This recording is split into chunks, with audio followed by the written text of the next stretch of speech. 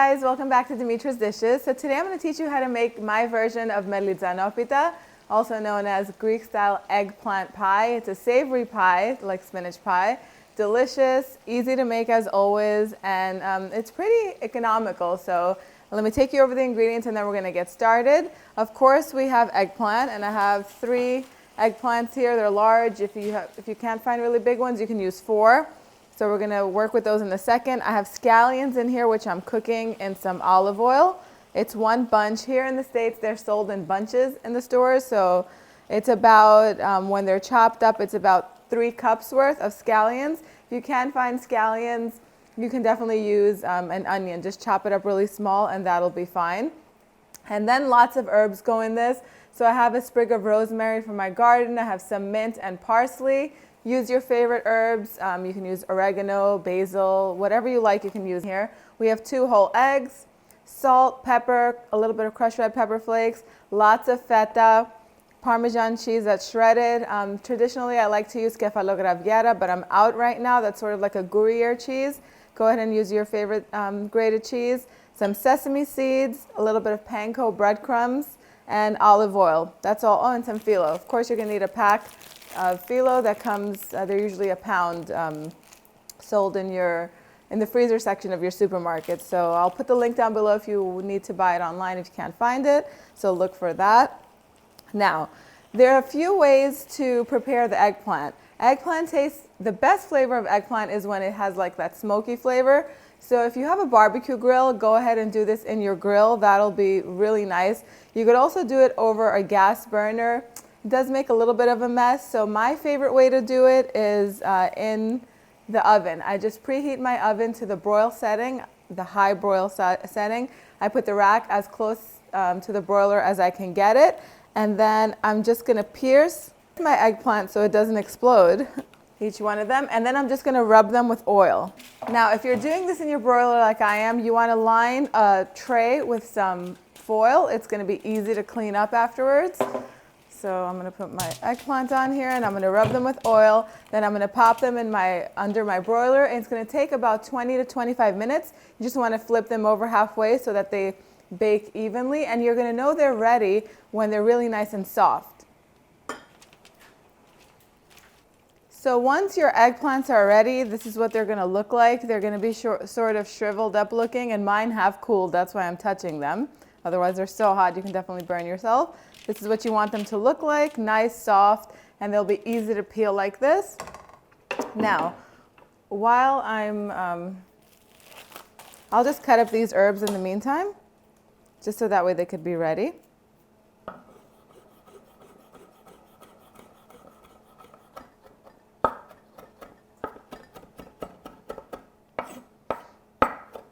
So I'm just going to take all of my chopped up herbs and put them together with my onions so I can make room on my board. The heat is definitely off from underneath my pan. I'll bring my large bowl over here, and I'm just going to take the skin off of my eggplants, and it comes off very easily.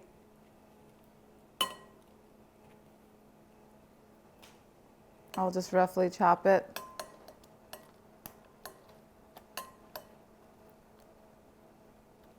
I'm going to peel the rest of my eggplants and get them in here. Now I'm just going to put all of my herbs and my sauteed onions over my eggplant.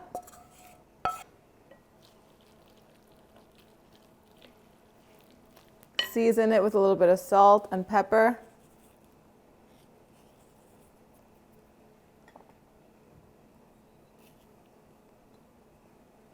A little bit of crushed red pepper flakes. Then I'll put the Panko breadcrumbs in here, the cheeses, you can crumble the feta cheese, give it a really nice mix. And then before we add the egg in here, I'm just going to taste the seasoning to see if it needs a little bit more salt or pepper, or if it needs a little bit more olive oil. Now, while this is going on, you're going to want to make sure your oven is set to 400 degrees.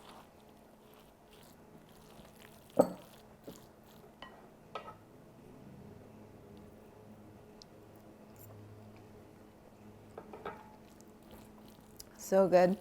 I'm gonna add a little bit more salt to this because I feel like the Panko breadcrumbs needs a little more seasoning.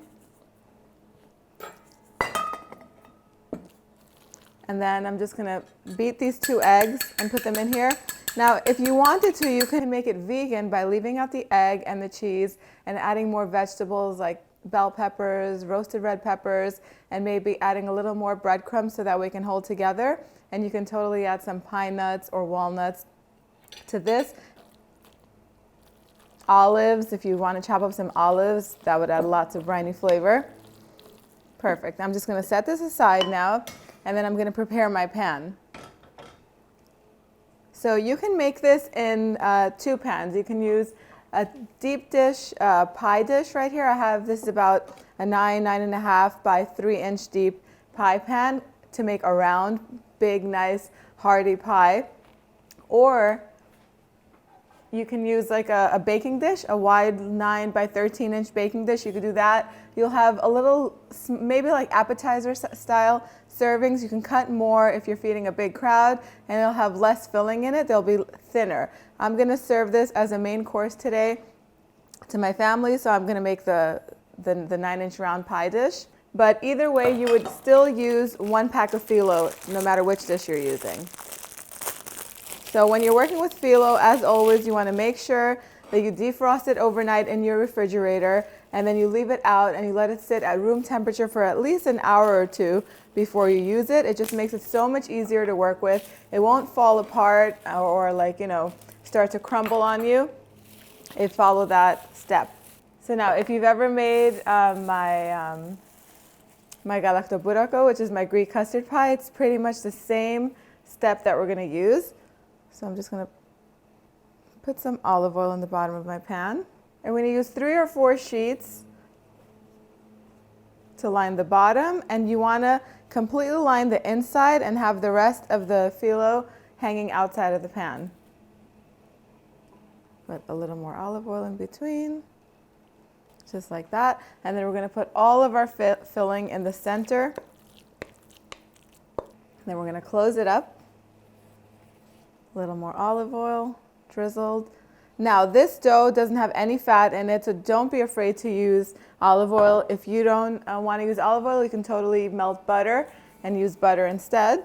And then the last batch of sheets go on top, and we're just going to tuck all the extra in, and this is going to make a nice crust. Now you want to grab a serrated knife that's pretty sharp, and we're going to slice it like we would a pie into 8 pieces down the center. We're not going all the way into to score the filling. We're just scoring the top, so that way when it comes out of the oven and it cools, it's going to be really easy to slice through.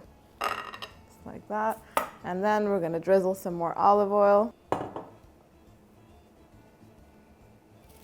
Now I like to use baking sheets even if I'm using a pie pan or anything else. It's very easy, makes it really safe to transfer in and out of the oven.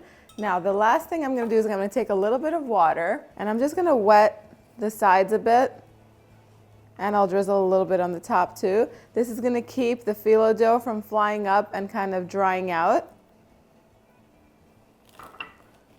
And then finally we're just going to sprinkle some sesame seeds on top. And this is going to bake in a preheated 400-degree oven for about an hour, or until it's completely golden on top, and I'll show you what that looks like when it's ready.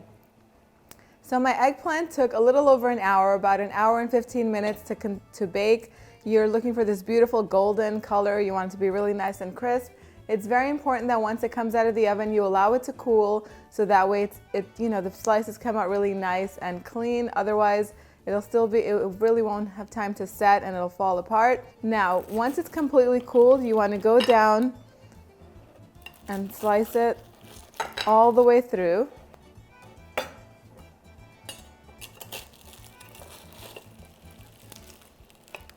Look at that. Moist, juicy, cheesy. Everything you want in a pie. Has become beautifully crisp. This is what you're looking for. Let me take a little taste. I cannot resist. Even the bottom of the crust has gotten nice and crispy. The mint really goes very nice in this. The rosemary I can taste in the background. The eggplant is perfect, really cheesy, just the way I like it.